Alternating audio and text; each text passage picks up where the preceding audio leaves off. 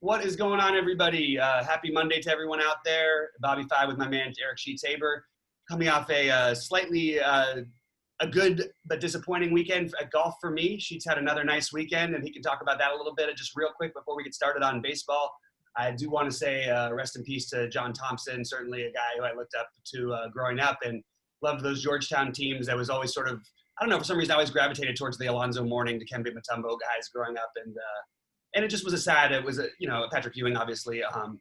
It's a sad day. He's a great man, and I think he's done a lot of great things for the sport. So just we've had a lot of stuff like this lately, but I just wanted to throw that out there because I do think he's an important man, and with all the other stuff going on in the world, it almost feels like it might get glossed over, and I just feel like it's a sad day for that. But I'm excited to try and be positive and try and go back to another good week of DFS, another good week process-wise, and another good week results-wise. Yeah, I mean, RIP to John Thompson, and also the Black Panther guy and Lute Olson, and it's and John Thompson in the sports world. I mean, I grew up in my formative years, but it's my teenage years, like in the heart of like the Big East basketball boom, with St. John's and Georgetown, and with Chris Mullin and Patrick Ewing and all these guys. So I remember those games really, really well, and So with that said, let's get into the baseball slate today. We do have another team that went down from COVID, right? Pretty much. Yeah, we'll see what happens. I don't know how long this one's going to last. It sort of seems to it's all fluctuating. So I mean, just again, like going forward, I think all we can really do is play the regular style. I do think maybe if we have any question marks, we ever, can hear anything, which is really hard because there's no real sideline reporters in any of these, baseball or basketball anymore. We have to, I think that, playing earlier games, if you like a team evenly, sure, you can take that route. I don't think we need to be that conservative yet, but just be aware there's probably going to be more of these to come, and they might sometimes happen after lock, unfortunately. Oh, I didn't even mean the protest ones. I just meant like didn't the A's get a bunch of COVID? No, that's what I'm talking about. Yeah, I'm saying you might find out about those though. Sometimes they don't find out those until after the game's supposed to start, especially on the weekend days like yesterday, or people don't notice them. All right, so let me share my screen, I guess, and we'll see what we can come up with for today. Because there is some really, really good pitching to get to, and there's some. You know what I noticed, Bobby, about the slate, and this is just, I actually do enjoy like running projections, seeing what's out there.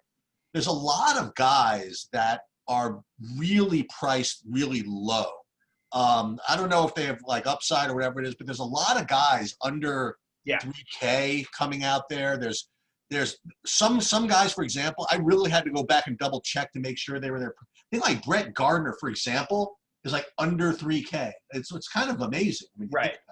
And then you have a Pirates team who I'm pretty sure that almost everybody on the whole team is under 3,700 or 3,800, and with these high-priced pitchers and the availability or the allure of cores, these Pirates guys might end up being really, really chalky along the way. And it's and that's not even to mention having to separate some of these pitchers up at the top and whether you go that. So I think it is kind of an interesting slate for a relatively small slate. Definitely. And I've got some pretty strong takes on the hitters that I want to try to get prioritized here. And I do think cores is an interesting, just right off the bat, like to try and play cores. The weird part is you can get like at least some good, pretty decent mini core stacks with the top pitching. It's not that hard to do. Yeah. The question is it optimal? I would say a part of that game is and a part of that game isn't, and we'll get into that one later. But let's start it off with the first one because we got an interesting one right off the bat. I mean, we got all the pitchers to decide from. I'm looking at this as a tie for me between Bieber and Cole today, basically, as in my priority. I maybe give a slight edge to Bieber. I know, even though he's a 1,000 more, I just give him a little bit of an edge because of the matchup, I guess I would say. How about you? Yeah, so what I would say is this actually goes a little bit against my normal way of thinking, and yet it kind of ties into my way I'm starting to think about DFS a little bit.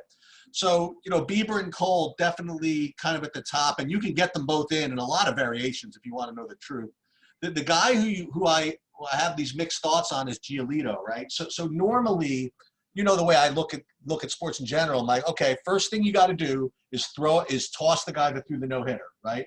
make sure you don't play him. If anything, bet against him or whatever it is. Can I jump in real quick, though, on that one? I have the same feeling in general, but when the guy does it in 101 pitches and it's like his low pitch outing of the season, it's kind of freaky to me. Well, like, wait. So let me just. Sorry, go ahead. Right. So let me just finish my thought. So that's my first natural instinct, and then two things happened right in that analysis. Number one is that he's thrown over 100 pitches. I think either 3 out of the last 4 games or 4 out of the last 5 games anyway. Right. Second of all, the way the slate plans out with the different pricing, I mean, Giolito is just kind of in this sandwich spot with respect to pricing, where his ownership, if people aren't careful, could become extremely low, because look, let's face it, Bieber and Cole both, have Bieber specifically has a much better matchup.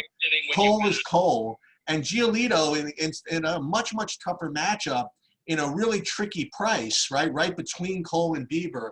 If they're not careful and make him like under 10%, like for example, I might end up going against everything I believe in otherwise and playing him. So I think it's a very, very interesting decision of what you do with these 3 top guys. Yeah, I think that he's going to be significantly less owned just based on everything, right? And if he's not, then you take a chance. I don't think that he's close to these guys today. I don't think this is an even matchup. And I love Giolito. And it feels weird to say about a guy who threw a no-hitter and has put up 2 of the best games of the season back-to-back in his last 2 outings, who I think has at times the best stuff in baseball against a team that even does strike out some. The pitch profile and the actual history between him and this team worries me. So naturally that's why I'm sort of leaning the Bieber Cole route. And honestly, I'm not going to play. I have my daughter in town. She's away from, so I'm partly in a much better mood, but she's away from, there's a lot of different COVID things in my family. We have different levels of quarantine for different people. So she's with me, and I don't want to play as many lineups tonight, but I think that if I'm just playing one, I'm playing Bieber and Cole right off the bat. If I'm playing multiple, no question, Giolito, I want to see where the ownership is going to be on him because I'm very interested in him. And I think there's an excellent argument to be made for Tyler Glasnow here. And the only excellent part of the argument is that because there's a lot of guys you can pay down for, but if you didn't do that and you wanted to save a little bit and you wanted to play him with Cole, for example, you can really build easily and get access not just to the hitters in cores, to the good hitters in cores. And that would be the argument for playing the Glasnow Cole, even though I guess together it's kind of weird because they're in the same game. And today wins do matter more the way it's played, but I still think it's probably okay. But that's sort of the only way I was looking at it. So I kind of have interest in both these pitchers, honestly. Okay. Yeah, I wasn't going to do Glasnow. I was going to do something a little bit different, which I guess we'll get to. But I had a little bit of – it's so funny. I had a little bit of interest in the Yankees, but then I decided I didn't need it. I just felt as though there were better places to go. And I guess it started with this idea that, oh my God, Brett Gardner is 3,800. What are some of these other guys? And you're getting guys. I don't know if these guys are going to play, but I mean, how many guys are going to play? Aaron Hicks at 3,400. I mean, Aaron Hicks is one of the bargains of the day for sure. He's on. Is Mike Tauchman playing? I would assume so, but I don't think you want to. I think it might be trying to tempt you to stack into a spot where maybe there's better guys at these prices in the better spots. Like Tyler Glasnow is a good pitcher. Okay. He can now. Don't get me wrong. There's times that I can get him, but I can't help but get over. I still have tremendous respect for this Yankees lineup. They are different to me, and we saw Glasnow was really good against them a couple weeks ago. He's been better and better in general as the season's worn on. He's been throwing more. He's pitching a lot deeper into games, obviously. And I personally don't find myself siding with him, but I definitely think Hicks or any of these guys make good one-offs at the price. Yeah. So yes, go ahead. That's what I was saying. I mean, like if these Pirates guys become like too chalky, for example, you know what I mean? Like I wouldn't mind taking these cheaper Yankees as kind of like lower own one-offs. Yeah, I understand it. I think that the ones you'd be looking at if you're doing it, actually, they're all too cheap. I do think it's worth probably mentioning that somehow I still feel like Luke Voigt doesn't get played enough. Unless it's like the obvious stack night. And this kid's just having a monster season, tremendous power.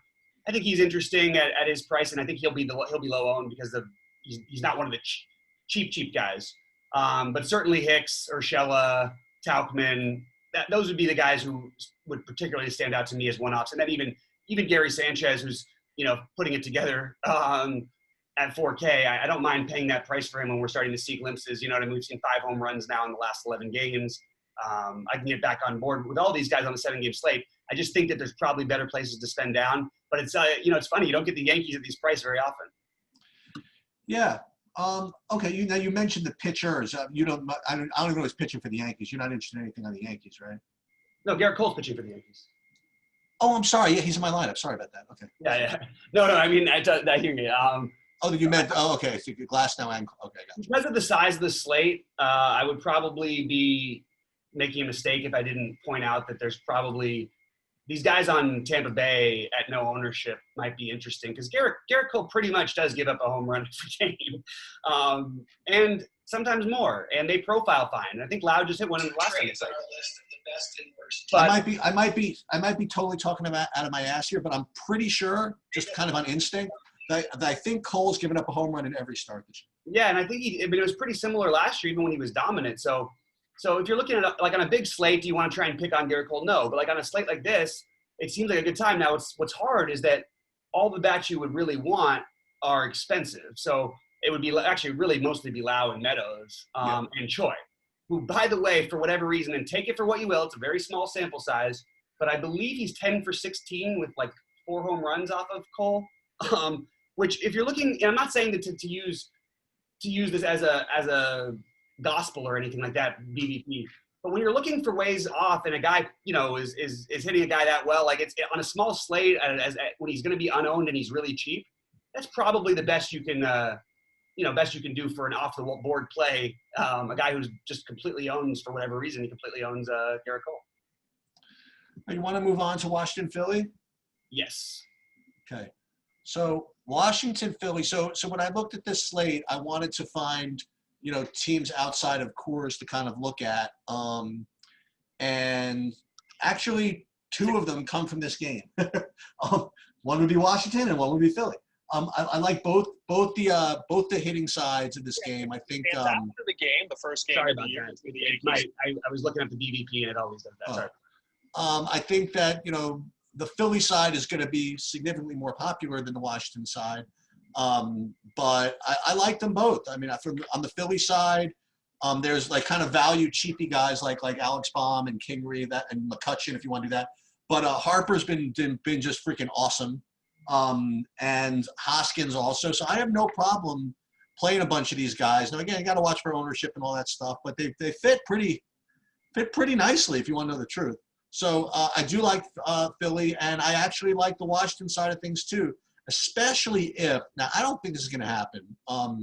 If for some reason Spencer Howard starts to get some ownership, which I guess he could, I'd be even more interested in Washington. But I think I'm interested in Washington anyway.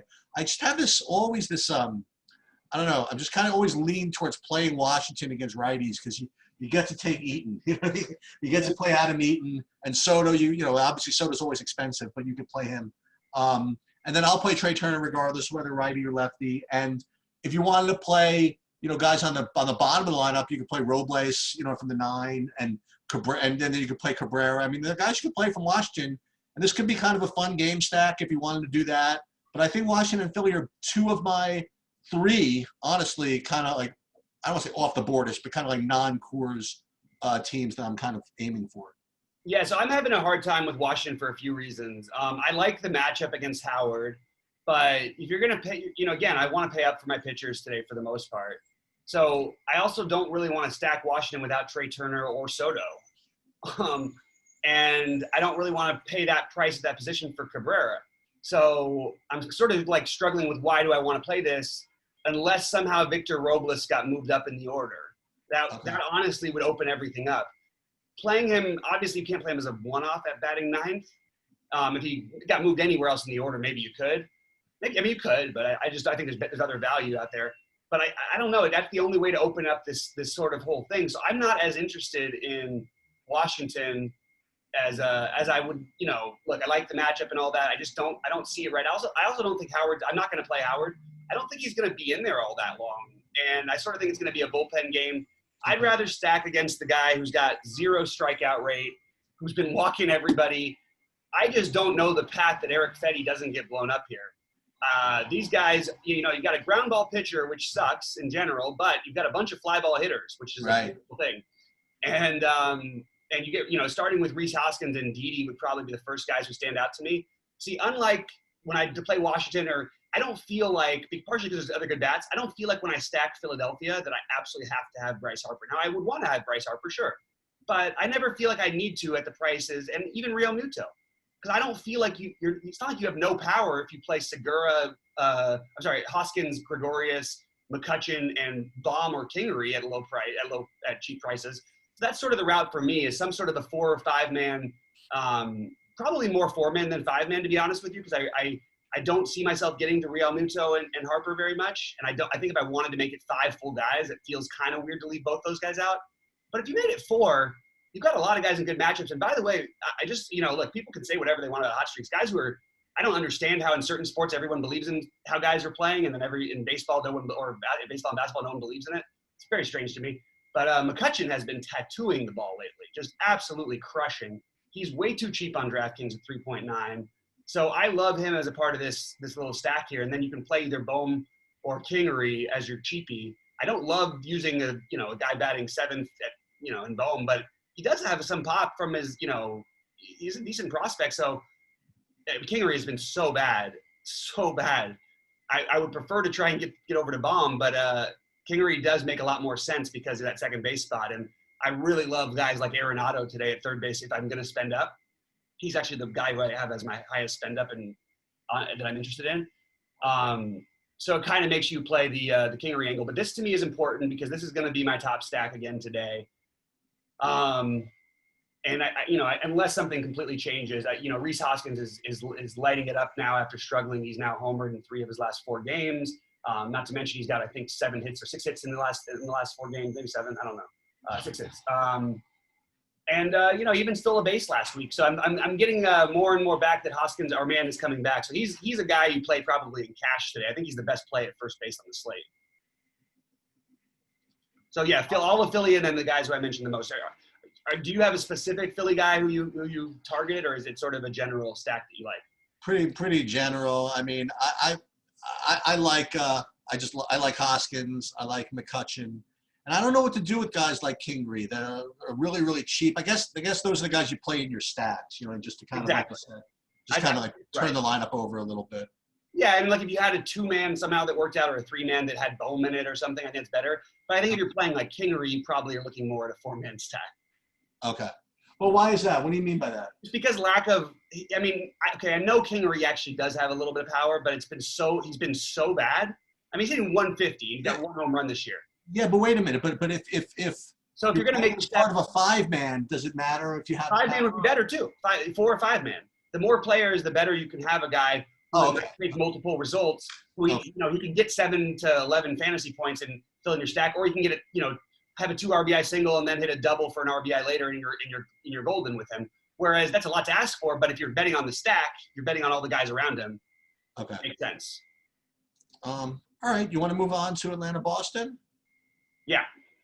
So fortunately, Max Fried always seems to be in the exact same position, meaning that I always have enough respect for him where I don't want to play hitters against him, and yet he always has a matchup where I don't necessarily want to take him either.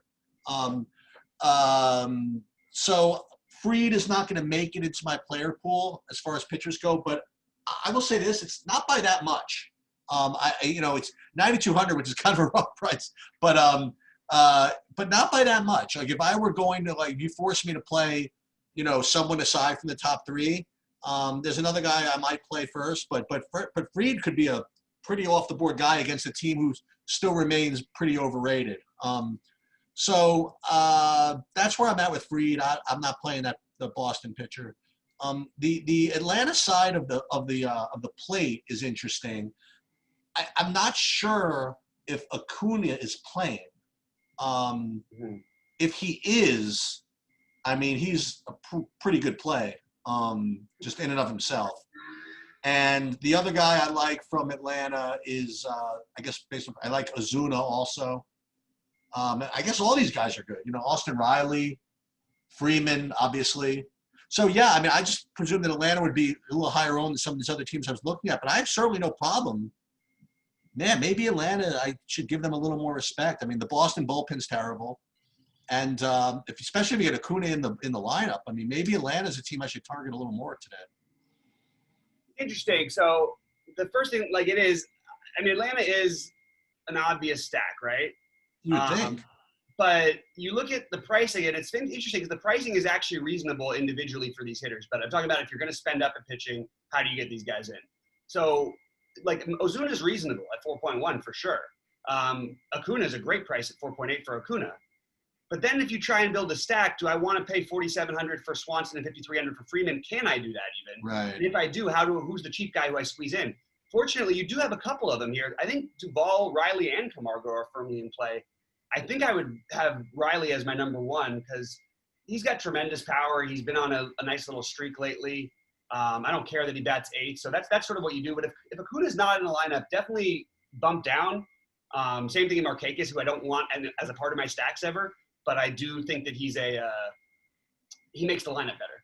So if the lineup comes out looking like the way, you know, the way that it's currently projected with Acuna and everything, I definitely have more interest here. I feel like, again, it's a little bit of a bullpen game, but the Red Sox bullpen sucks.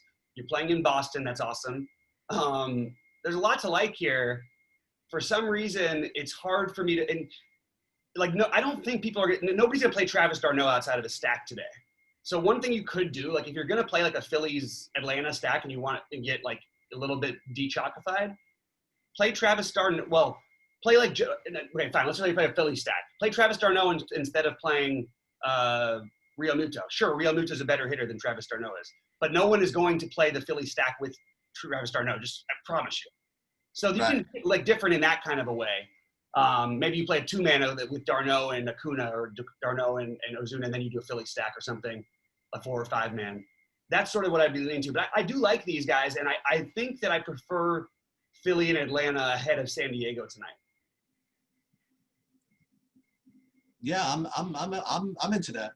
Yeah, and I don't have any interest in anything in Boston. If this was a different slate and he was cheaper, because he's just too good of a pitcher in real life, Fried is, so he's never going to be too cheap, unfortunately. Just an absolute model of consistency. If he was 7,500, 8K like this, I think you just would be playing him every week. But he's a little bit higher price that it makes it a little tricky. And I mean, I just don't like to pick on a guy who doesn't ever give anything up. So he hasn't given up a home run this year. He doesn't, you know, he can walk. He walks some guys, but not crazy. He doesn't give up extra base hits, period. Like he's not a guy who I ever really want to pick on. If you're going to play anybody, it would be JD Martinez to me, and that's it. Yeah, the only other guy I would consider is again, this is just no need for this, but since you were mentioning Real Muto and whatever these other catchers, is that coming off a 1 day's rest, maybe your Vasquez as kind of a zero-owned catcher in the spot. I just have this weird. I don't know. I just think about it this way: that whenever a pitcher like goes through a team like the Red Sox, where it's pretty top heavy, meaning like you know where all the power is coming from, that maybe the pitcher gets a little lazy when you get near towards the bottom of the lineup or something like that. Yeah. And as you were saying, Vasquez has been looking pretty good, even though his actual numbers don't necessarily reflect it. You know, so that could be something to do. But I really didn't have a lot of interest in the Boston guys. Now, you know, something we really talk about. You know, there've been some kind of movement trade-wise over the last, like, 72 hours. I don't know if you know this. Do you know Mitch Moreland was traded for opening? Yeah, he's on the Padres now. Yep. But, you know, I'll tell you what, you know, who else? They also got Clevenger. The Padres just turned into, like, one of the best teams in baseball. And they already were really good, but now they're, like, legit. Yep. And Boston, they threw out their guy, made his debut yesterday and hit a freaking home run. It's, some really, really cheap, I think it must have been 2K, right? Who was his name? I forget who it was, but whoever it was made his major league debut and hit a home run. I don't know who it is, but he's going to be playing again today. Delbeck. Yeah. Delbeck hit a home run at 2K, and he's 2K again. So it's kind of hard for me not to recommend that, no? I think he's kind of interesting, but I just don't think you want to pick on Fried. I mean, I just mentioned the Fried thing. Like, I don't really see getting the value of really trying to pick on him in general. if we're going to pick on good pitchers, let's pick on pitchers that can give up home runs. Okay. Dalbec, sure, like as a low one, but I see this story every time with Fried. Everybody just plays with these righties against. I'm just going like, it never works out. But Okay. I mean, maybe it will tonight, but it will be totally fluky because it never seems to, and he's a good pitcher. But I wanted to say real quick, I'm sort of going back and forth now whether I like Atlanta better than Philly, and I might end up switching more that way because I do think that this could get ugly. We've just seen a lot of ugliness from this bullpen of the Red Sox. So yeah, but still, Atlanta and Philly right now are 1 and 1A for me. They're really close. And I do want to mention that Choi was not 10 for 16. He's 6 for 10 with 2 home runs and a double. That's still pretty good, but obviously not the same as 10 for 16 against Garrett Cole. Anyway, we can move on whenever you're ready. So the next game is actually pretty interesting. I'm going to wait on your take on whether you need to go or want to go with either Eric Lauer. I wasn't even thinking of him. Not Lauer anymore. It's Suter. They just announced it like literally 10 seconds ago. Who? Brent Suter. He's a lefty. Either that or it's going to be or Trevor Williams. Whether you had interest in him, I'm going to leave that to you.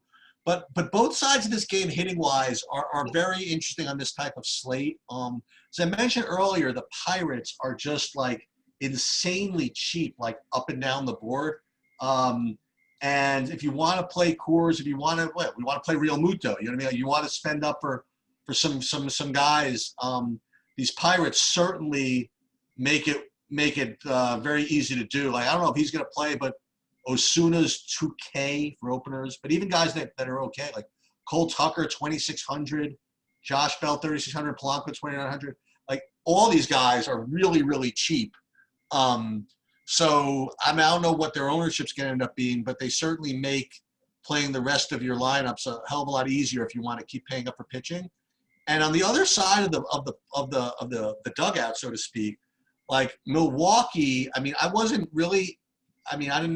too into stacking them, but I couldn't get away from a couple of these plays. I couldn't get away from Narvaez at under 3K, and Smoke is really, really cheap also. So I think that those two guys, and then if you want to think about stacking, then you start, with Yelich's and all that stuff. But Narvaez and Smoke, I think, just stand out for me as two pretty cheap plays. So even if you want to do a 3-man with Yelich, that works too. Yeah, and that's where I'm at. Yeah. I think that also like Ben Gamel absolutely fits the category. Trevor Williams, not a high strikeout guy. Ben Williams, a high strikeout guy who can, if he's forced to connect, like he can actually hit it one out. And he's 2.3K, and he's probably gonna be batting 5th or 6th tonight. Okay. So he would be my second priority behind Narvaez. This is where the chalk catchers are going to come from, and for good reason, because the pricing and the situation. But Narvaez should be ahead of Stallings. I do like Stallings too on the other side, assuming that he's the catcher. Yeah. But I think that I would put Narvaez a little bit ahead. They both probably will bat in the middle of the order. And there's, basically the same price, 2,700.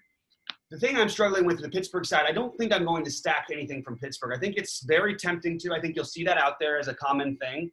Yeah. Nobody above 3.8K seems tempting. But there's also, honestly, this is now a bullpen game with Suter out there.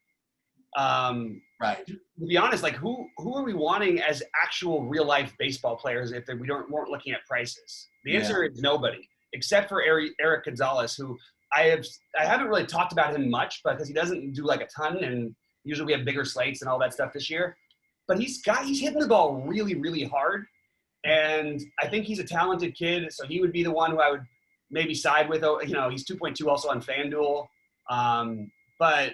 Yeah, definitely a lot less interest after I heard Lauer wasn't starting, because I want the guy who's going to try and pitch the 5 or 6 innings to stack against rather than starting immediately with a 2-inning, 1 inning, whatever. It just feels like a harder path. So I also don't like the lineup they're releasing at all. And if there was any sort of pitcher with any talent against them tonight, I would probably be trying to figure out a way to play that pitcher. And then I do like the Milwaukee side of it. I don't think I'm going to get to I think Yelich and Hera are cheap enough to where it makes a lot of sense. I think I just simply prefer Atlanta and Philly, but again, this is so close behind them, and I will probably have 1 or 2 Brewers in a lot of my lineups. There'll be maybe a mini stack, and it's the guys I meant, Narvaez, Gamble, and who you mentioned, Smoke. But then if you want to squeeze in a 3rd or a 4th with Hera or Yelich, or even make it a 4-man or with Urias, I don't mind any of this stuff. I happen to like the other stacks a little bit better, but I certainly couldn't blame anybody for stacking Milwaukee here. Okay, you want to move on to Cleveland KC? Yeah. So Cleveland KC for me is going to be a very, very short conversation. I really have no interest in much of anything, both on the hitting side or the pitching side. The only thing I wanted to just kind of research, just from a pure value perspective, these guys are going to play, is from the Cleveland side. Tyler Naquin is 2,600, might be worth a shot. And it's so funny, and Domingo Santana is the other guy. It's so funny, when I mentioned Tyler Naquin, we had this conversation like a week or so ago. Like, you really need to play Tyler Naquin, and I think he hit a home run that night. Yeah, I think he did too. Whatever it was. But so that's really the only interest I didn't really think the KC guys were cheap enough to get to them. I really don't. I might end up just crossing this whole game off. Yeah, this game. Well, wait a minute. What about the pitching? The hell out of it. Yeah, I didn't really like either of it. You don't like Bieber? Oh, it's not, obviously, except for Bieber. I mean, but I meant I don't need Keller as like kind of a cheap guy. Yeah. Oh, we talked about Bieber already, but yeah, you're right, we did. But I just because it came up here, like, yeah, I think Bieber. It's right between Bieber and Cole. I don't think I'm going to play any of the other stuff. I think if I did, Domingo Santana would be the guy ahead of, because he does tend to stay in the game the whole time. I would probably pick him. But I like Naquin's power. Like, I don't think, this is like a terrible hitter or anything. I just think that I don't like the platoon thing.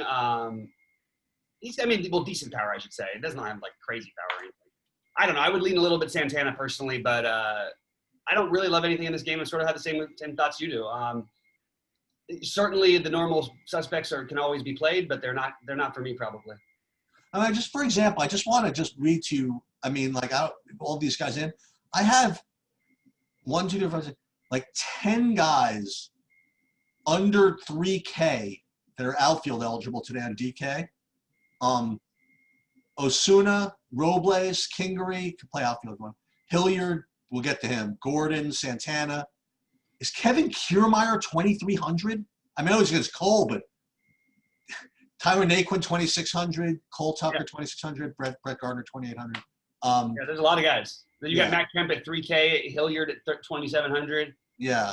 It's like there's a lot of guys out there. But what's funny is that the ownership not only might be spread because there's a number of them, it's also you've got two guys who play for Colorado at 3K and 2,700. So maybe they're not as high owned. So maybe all of these guys are strong. So we just pick our favorite ones. In this case, I don't love Santana or Naquin, but they certainly make sense to me. But I just don't, I don't know that I'm going to prioritize them unless they're going to be crazy lower owned. Yeah. So for me, all right. So you want to just move on then? Yeah, let's move on. I think so White Sox, Minnesota, San Diego, Colorado. To me, I have to speak about them kind of together, right? If you wouldn't mind, we'll get to San Diego, Colorado in a second. But so we spoke about Giolito already, and depending on where you want to come in ownership wise or whatever, you can certainly play him. I'm not interested in Rich Hill, but what I'm going to be doing is we talked about how I find it difficult to win like those big lottery ticket tournaments. And one of the ways I'm going to actually go, if I'm not going to play out Atlanta and Washington, is I'm going to build something with the White Sox, right? I think they're going to be really, really low owned on this slate. And what I'm going to do to make it work, because they're obviously going to be pretty expensive also, is this is actually going to be one of those just kind of like mad scientist plays where as we get into the last game, where I play White Sox and I go with like Marquez, okay? Where I get to pay down and I get to be contrarian against chalk hitters on the other side, and I get low-owned hitters on this side. So I am going to take a shot at something like this, and it's going to involve. Well, actually, this one doesn't even need Marquez, but this one actually has Giolito and Cole, which is kind of low enough on with these guys. So Encarnacion, Tim Anderson, Jimenez, Luis Robert, all these guys are really, really expensive, I have to tell you. Even Mendick got priced up to 3K, but he's always going to be in my White Sox stats. And I'm just going to take a shot. I certainly don't recommend it to the faint of heart, but I'm my love for the White Sox, and I think that they're going to be really, really low owned tonight, and I'm just going to take a shot at it. Yeah, I don't mind it. I'm not going to do it. But I absolutely am into the Twins. I think that this is a spot where we can actually like attack Giolito. I'm sorry to say this because I think Giolito is really good. I also think he's been incredibly streaky over his career, But I mean, partly it's a young pitcher, so you can't hold it against him, and he's become a lot better. But this Minnesota team has beaten this kid up. I mean, if not for Minnesota, he might have had an earlier start to his career. And not that they've been like so crazy, but you're talking about 10 home runs. They've got a home run rate that would rival Babe Ruth. Did you know Geico is now incredible. offering And they face them a lot. Sorry about this. policies? It's driving me nuts as I'm trying to pull the beat every time. I got to find a better site for that. So what do you go with, Kepler and who else? Kepler is a great. I mean, look, Kepler 8 for 19, 3 home runs and a triple against him. That's pretty good. I'm not saying you should use it as gospel, but these hitters are good. They're disciplined. Nelson Cruz is, they're expensive. I don't know how to get them in exactly. It might just end up being 1 or 2 guys, but it would be Cruz, Rosario, Kepler, Cave. Those are the ones who I have on my list right now. I don't really want to get into Polanco. I don't really want to fully stack it. I just want to get a couple guys here at low ownership that, I mean, while it might seem like a terrible matchup, they've faced this guy, and I still maintain this. It's easier for these teams when you face the pitchers so often, and you're in division. These are the guys you study. I mean, Kepler is just kind of interesting to me for that reason, if nothing else, and so is Cruz and Rosario. But I don't know, like, in the end, how to get all these guys. So I'm going to need to wait till lineups come out. But I think that, maybe, I don't know, maybe you could play a Jake Cave and one of those other outfielders. Kepler maybe would be my preferred one, I guess. It's tough, but I could see a path where Minnesota gets there. I think that maybe you have to do it more on FanDuel, but I personally think I could see this going the other way. If Rosario's out of the lineup, I'm losing a lot of my interest, and he might be. He was out of the lineup yesterday. So we'll see how that goes. That's what I'm sort of waiting on. But either way, I think you could certainly play one-offs of Kepler, Cruz, even Jake Cave, who should get a better lineup spot if he is in fact out. Rosario, that is. Okay, San Diego, Colorado. It's kind of tough for me because I have a little bit of respect for both the pitchers in this game.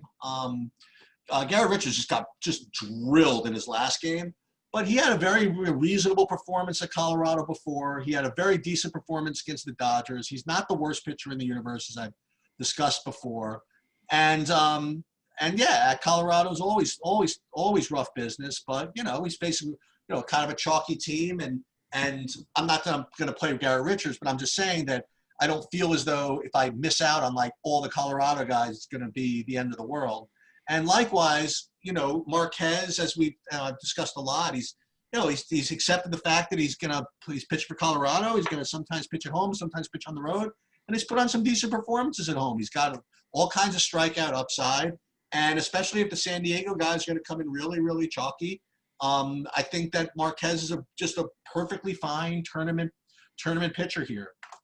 With that said, to take guys from this game is not going to be. It's going to be probably pretty sharp to do that.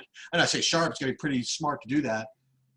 So I would say on the Colorado side, This is the plan. my favorite, I mean, we talked about him a little earlier, but really, really cheap Sam Hilliard at 2,700. Tapia. He's Murphy. I mean, I always like lefties. I always like Murphy against righties. He hit those doubles like all freaking day long. I don't think I need to play Story or Arenado. I don't know. I mean, that's just me. I have enough respect for Marquez that I just don't need to pay that much for those two guys. On San Diego, who did I like the best in San Diego? Again, Grisham, I guess. Myers, I guess. Tatis, 6,100. I mean, I know he's got like 3 home run upside every freaking game, but I don't know, man. Machado, 5,700. I don't know. I don't know how much I'm going to get to these guys. I'm probably just going to lose. Yeah, I'm not personally going to play Mark.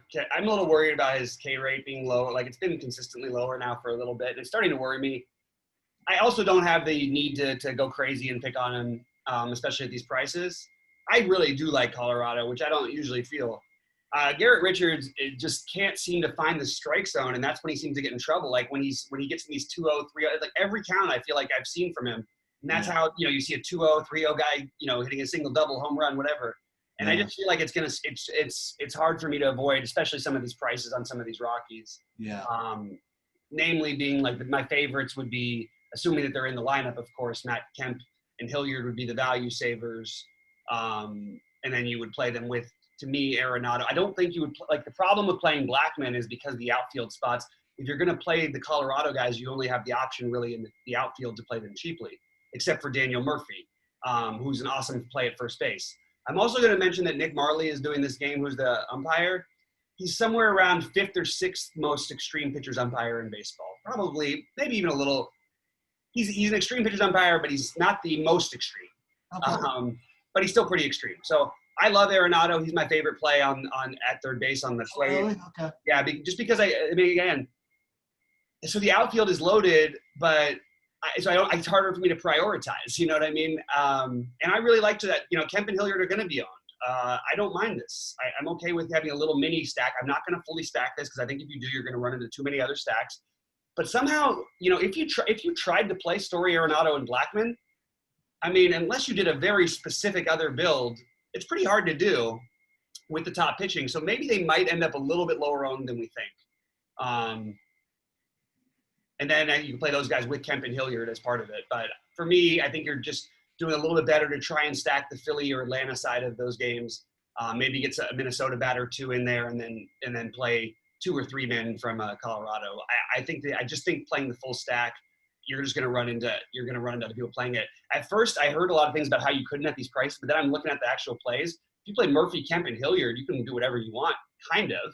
You know what I mean? You can play 2 of those other guys. You probably can't play all. Well, can't do that anyway, but you can play 2 of Story, Blackman, and Arenado. So yeah, Arenado and Story would be my favorite.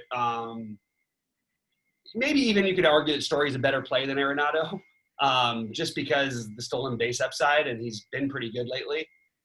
And you've got a guy who walks a lot of guys, so the stolen base might actually come into play. And Trevor Story does run, like he's one of the league leaders in stolen bases right now. So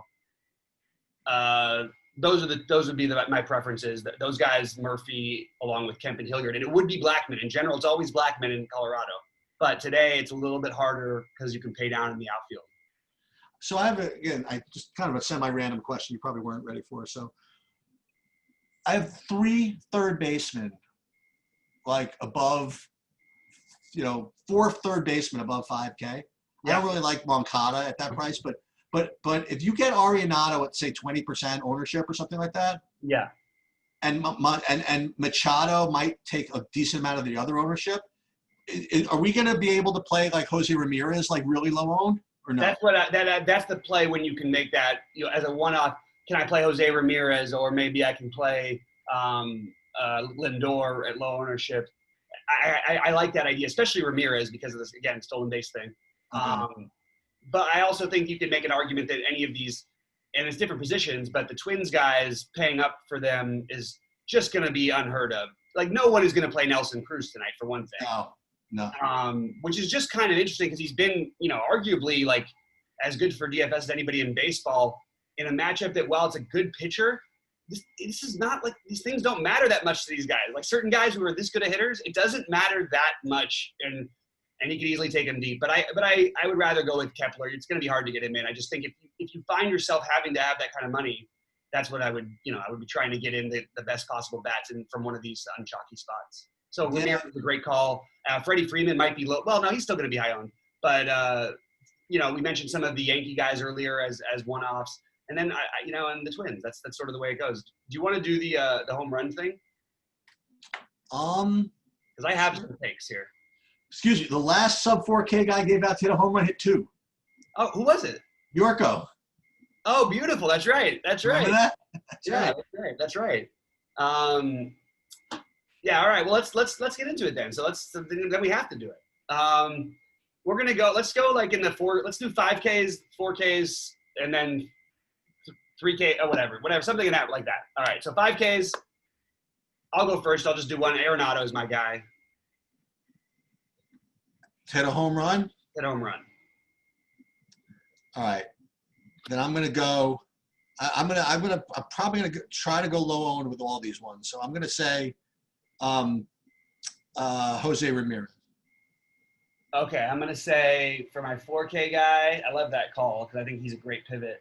I'll say Didi Gregorius, even though I want to say Reese, but I feel like Didi's gonna be lower owned of the two, so I'll take him.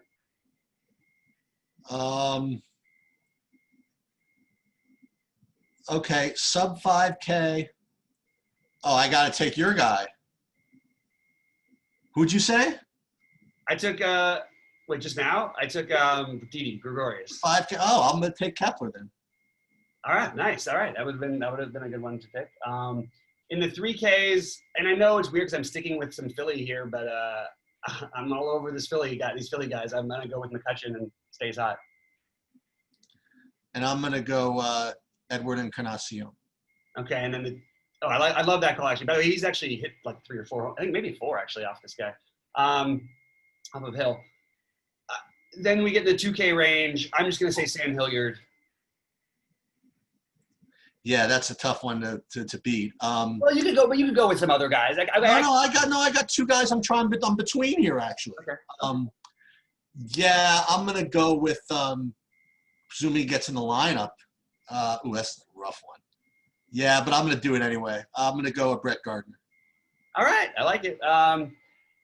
All right, guys, thanks so much for tuning in with us. We are going to be back at 4:30 Eastern on QLTV. In the meantime, for Sheets, I'm Bobby saying good luck out there.